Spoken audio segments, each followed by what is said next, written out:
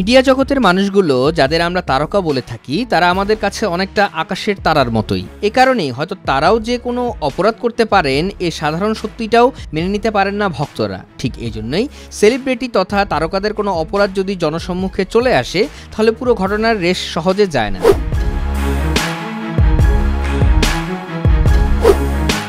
বর্তমান সময়ের হলিউডের দারুণ জনপ্রিয় ও দাপুটে অভিনেতা উইল স্মিথকেও একসময় লাঞ্ছনার অভিযোগে এক রাত কারাবাস করতে হয়েছিল 1989 সালে।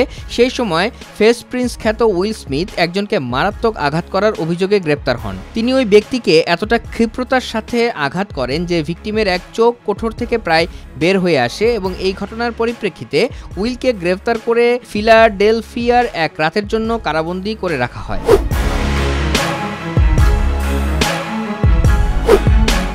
বেশিরভাগ মানুষই জানেন না যে অ্যাকশন হিরো মার্ক ওয়ালবার্গ জাতিগত বৈষম্যজনিত কারণে খুনের চেষ্টার অভিযোগে অভিযুক্ত হয়ে ৪৫ দিন জেলে ছিলেন এবং শেষ পর্যন্ত হামলার জন্য দোষী সাব্যস্ত হয়েছিলেন। ৮ এপ্রিল ১৯৮৮ সালে ওয়ালবার্গ দুজন ভিয়েতনামি আমেরিকান সৈন্যকে আক্রমণ করেন এবং তাদের মধ্যে একজন আঘাত পেয়ে জ্ঞান হারান। রিপোর্টে বলা হয় এই অভিনেতা আক্রমণের সময় বেশ কিছু বর্ণবাদী শব্দও ব্যবহার করেন। যদিও ওয়ালবার্গ দাবি করেন তার এই কর্মকাণ্ড জাতিগত কোনো কারণে ছিল না, কিন্তু ২ বছর আগে আফ্রিকান আমেরিকান শিশুদের উপর পাথর নিক্ষেপ ও বর্ণবাদ আচরণে তার হাত ছিল বলে আদালতে প্রমাণিত হওয়ায় এবারের এই আক্রমণের পেছনেও বর্ণবাদ দায়ী ছিল বলে সবাই বিশ্বাস করেন।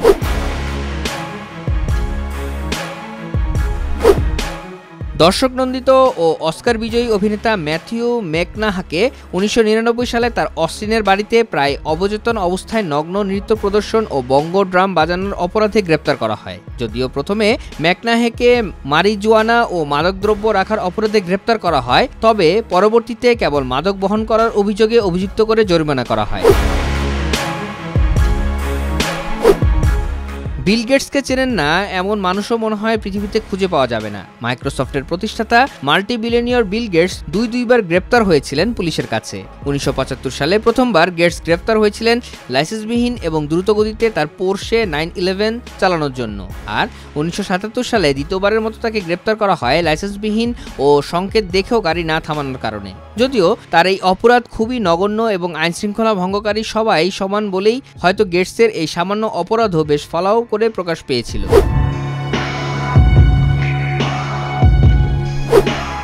ক্রমশ জনপ্রিয়তার শীর্ষে উঠতে থাকা আমেরিকান গায়ক ও সঙ্গীত রচয়িতা ক্রিস ব্রাউনকেও থমকে দাঁড়াতে হয় তার বান্ধবী আরেক জনপ্রিয় পপ গায়িকা রিহানাকে শারীরিকভাবে আঘাত করার অপরাধে। এই দুই তারকার প্রেম যখন তুঙ্গে ২০০৯ সালে দুইজনই গ্র্যামি অ্যাওয়ার্ডের জন্য মনোনয়ন পান। অ্যাওয়ার্ড শোয়ের আগের রাতে কথা কাটাকাটির এক পর্যায়ে ব্রাউন রিহানাকে শারীরিকভাবে আঘাত করেন, ফলে রিহানাকে হাসপাতালে ভর্তি হতে হয়। এই অপরাধে শাস্তিস্বরূপ ব্রাউনকে ৫ বছরের প্রবেশন এবং শ্রমভিত্তিক সেবা প্রদানের নির্দেশ দেওয়া হয়।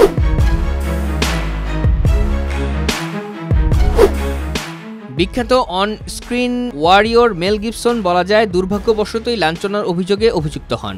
এই অস্কারজয়ী অভিনেতা ২০১০ সালের ৬ জানুয়ারি কথা কাটাকাটির এক পর্যায়ে তার সঙ্গী ওকসানা গ্রিগোরিভাকে শারীরিকভাবে আঘাত করেন। এই ঘটনার সূত্র ধরে গিবসনকে বেশ ভালো ঝামেলা পোহাতে হয়। ২০১১ সালে লস অ্যাঞ্জেলেসের কোর্টরুমে গিবসনকে ৩৬ মাসের প্রভিশন ও ৫২ সপ্তাহের বাধ্যতামূলক ডোমেস্টিক ভায়োলেন্স কাউন্সিলের নির্দেশ দেন বিচারক।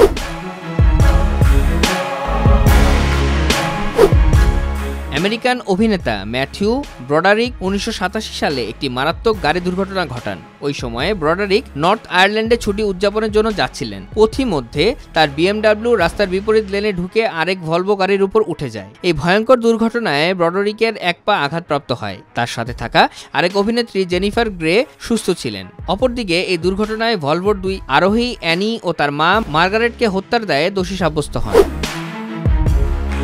এই অপরাধের জন্য সর্বাধিক শাস্তি ১০ বছরের কারাদণ্ড, কিন্তু পরবর্তীতে শুধুমাত্র দায়িত্বহীন ড্রাইভিংয়ের জন্য ব্রডারিককে $১৭৫ জরিমানা করা হয়, যা ভিকটিমের পরিবারের সাথে ন্যায় বিচারের প্রতারণা বলে আখ্যায়িত হয়। যদিও প্রতিশ্রুতি দেওয়া হয় ব্রডারিক ব্যক্তিগতভাবে ভিকটিমের পরিবারের সাথে দেখা করবেন, আর এই প্রতিশ্রুতির জের ধরে ২০০২ সালে শেষ পর্যন্ত ব্রডারিক দেখা করেন।